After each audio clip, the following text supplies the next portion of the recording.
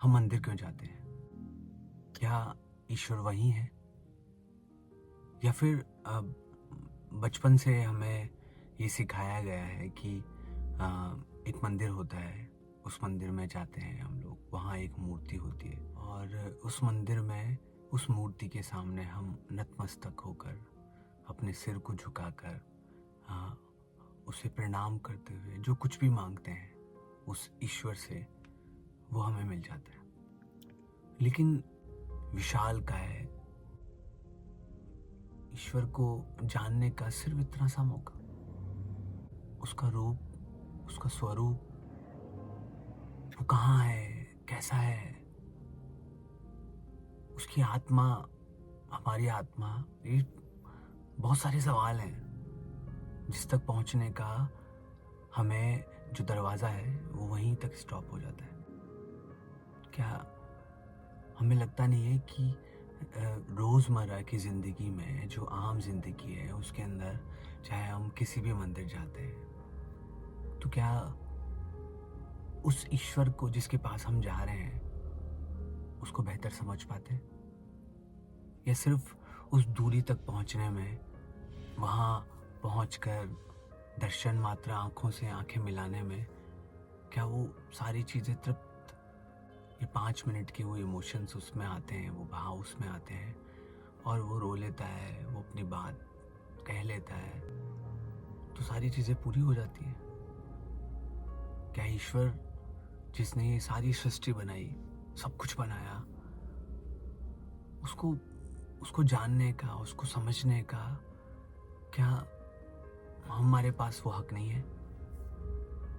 और अगर हमारे पास वो हक है तो क्या जिस रास्ते पे हम चल रहे हैं उस रास्ते के दरवाजे, वहां से वो दरवाजे बंद नहीं कर दिए गए हैं जिससे आगे का दरवाजा खोला जाए और फिर उसके आगे का, फिर उसके आगे का? लेकिन मात्र कुछ चीजों में हमें समेट के रखा गया है। तो क्या ईश्वर मात्र केवल केवल मंदिर में है? ये लोग कहते हैं, जो आध्यात्मिक वैज्ञानिक हैं, जिन्होंने वाकई में एक जीवन की, एक ईश्वर की रिसर्च की है, खोज की है, वो जो बोलते हैं कि ईश्वर हमारे अंदर है, उस अंदर तक पहुंचने का कोई रास्ता बताता है? उस अध्यात्म, उस आत्मा से मिलन का, उस आलिंगन का, उसको गले लगाने का कोई रास्ता बताता है?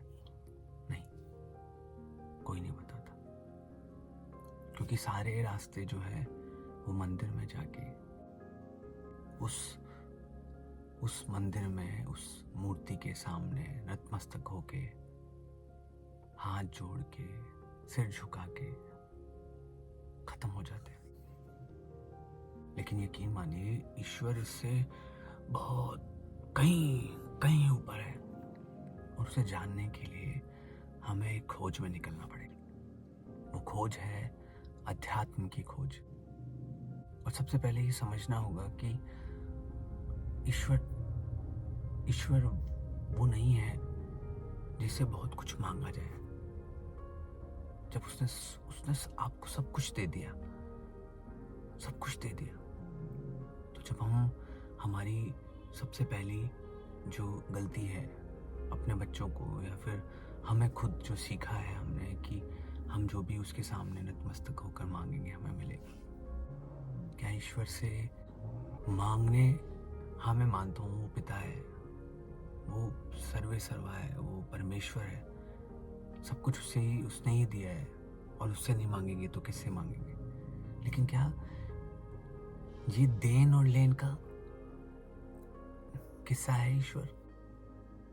नहीं, कुछ और है, कुछ उससे ऊपर है। लेकिन वो समझ में कैसे आएगा? वो खोज कैसे पूरी होगी?